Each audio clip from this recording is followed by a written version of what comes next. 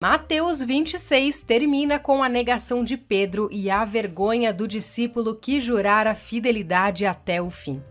Aquele que prometera morrer com Jesus, agora o nega 3 vezes diante de servos. O capítulo 27 começa nos mostrando a decisão dos líderes religiosos, condenar Jesus à morte.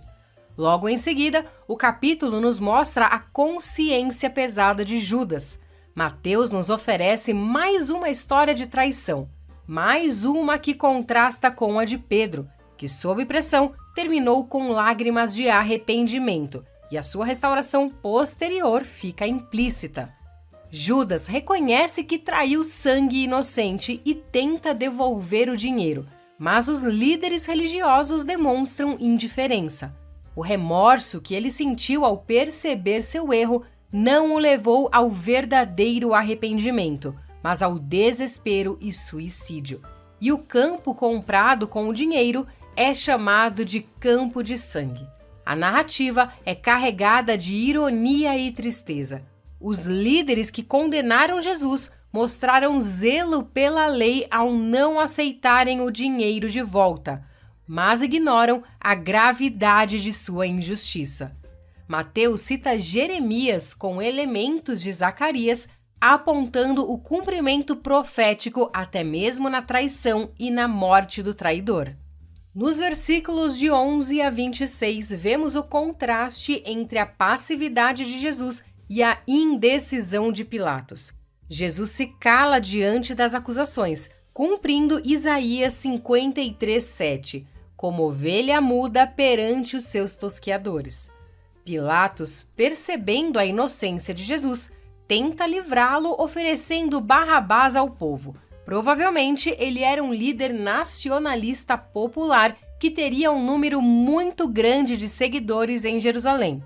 A multidão, instigada pelos líderes religiosos, escolhe libertar Barrabás.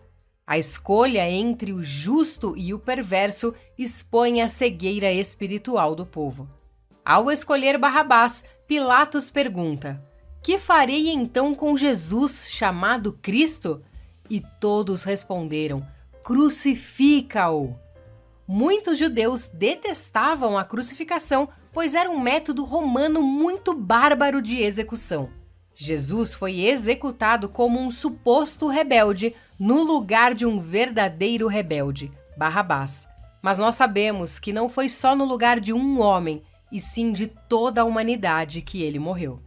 Pilatos, ao lavar as mãos, tenta se isentar da culpa, mas o gesto revela a responsabilidade que ele não quis assumir.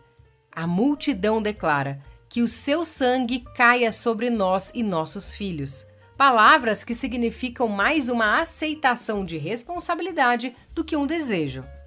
Dos versículos 27 a 31, lemos que Jesus é entregue à crueldade dos soldados romanos. Mesmo havendo violência física nesse momento, o principal destaque está na zombaria. Os soldados romanos tinham em suas mãos um rei judeu e, em tom de deboche, resolveram fazer uma encenação de coroação. Usaram o que tinham por perto. A capa vermelha de um soldado virou um manto real.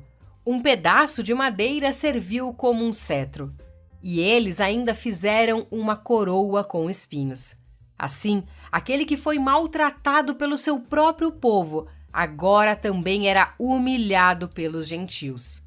A zombaria aqui é simbólica. O mundo rejeita a realeza de Cristo, mas paradoxalmente é neste sofrimento que seu reinado se manifesta. A humilhação revela a verdadeira glória de um rei que vence não com espada, mas com amor. Mateus nos conta pouco dos horrores físicos da crucificação. A ênfase nessa sessão recai novamente na questão das zombarias e rejeição, só que desta vez pelo próprio povo de Jesus. Sob a superfície do sarcasmo, conseguimos vislumbrar algo do verdadeiro significado da morte de Jesus. Os ecos frequentes das palavras de Salmos 22 e 69 nos lembram que as Escrituras estavam se cumprindo no sofrimento e na morte de Jesus. Há ecos de diversos salmos nessa passagem. Então, Jesus é levado ao Gólgota, um lugar usado geralmente para execuções fora da cidade. Simão o Cireneu é forçado a carregar a cruz, representando todos os que são chamados a segui-lo. Ele é crucificado entre dois criminosos, e os que passavam zombam dele, exigindo um sinal, sem entender que o maior sinal está diante de seus olhos. Muitas pessoas zombaram de Jesus, inclusive os líderes religiosos. Eles disseram que se ele era mesmo o Filho de Deus, deveria descer da cruz. Mas Jesus não desceu, porque ele era sim o próprio Filho de Deus e sabia que precisava morrer para nos salvar. Foi assim que ele demonstrou o quanto nos ama. O clímax ocorre com trevas sobre a terra e o grito de Jesus: Deus meu, por que me desamparaste? Esse brado não é apenas um desespero, mas um lamento bíblico que aponta para a dor real e o cumprimento das Escrituras. A morte de Jesus vem acompanhada de sinais. O véu do templo se rasga, a terra treme e os mortos ressuscitam. O véu rasgado simboliza o acesso direto ao Pai, agora possível por meio do sacrifício de Cristo. O centurião romano, um gentil, reconhece: verdadeiramente, este era o Filho de Deus. Em um momento de completa escuridão, brilha a luz da revelação divina. Nos versículos adiante, lemos sobre o seu sepultamento.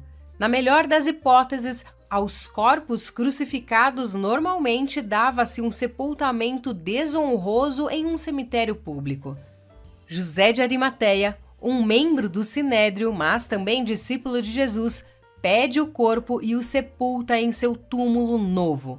Esse foi um ato de coragem e honra. Mateus mostra que, mesmo na morte, Jesus recebe dignidade de alguns que o amavam em silêncio. As mulheres, as únicas que permaneceram, continuaram seguindo Jesus até o fim. A fidelidade delas se destaca em meio à covardia dos discípulos. E para finalizar o capítulo, os líderes religiosos, temendo que os discípulos roubem o corpo, pedem a Pilatos uma guarda. Ao fazer isso no sábado, os principais sacerdotes e fariseus, vejam que são grupos rivais unidos contra Jesus, estavam violando suas próprias leis do sábado, no seu desejo de certificar que Jesus fosse devidamente eliminado. Ironicamente, ao tentar impedir a ressurreição, eles confirmam o milagre que logo acontecerá. O túmulo selado e vigiado reforça a veracidade do evento que será descrito em Mateus 28. Nenhum esquema humano é capaz de deter o plano de Deus. A cruz não é um ponto final, mas o começo de uma nova história. O capítulo termina com Jesus no túmulo, mas a história está prestes a virar. E como veremos no capítulo seguinte, nem mesmo a morte pode conter o Rei dos Reis. É ali, na cruz, que veremos o amor de Deus em sua forma mais pura. Um amor que perdoa, restaura e transforma.